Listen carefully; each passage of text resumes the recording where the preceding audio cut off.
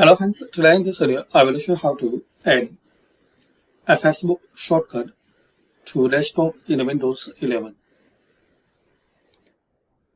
So open any web browser, search here facebook.com.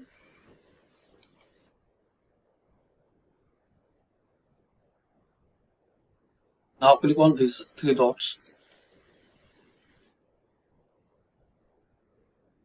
Go cursor to more tools. Then click on create shortcut.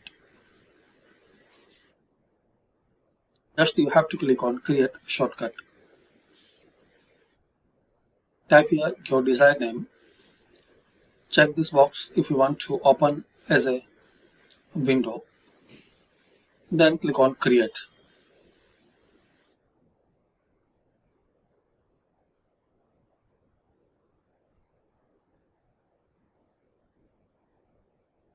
So as we can see, we have these desktop icons and shortcut. Thanks for watching. Share, like and subscribe to this channel.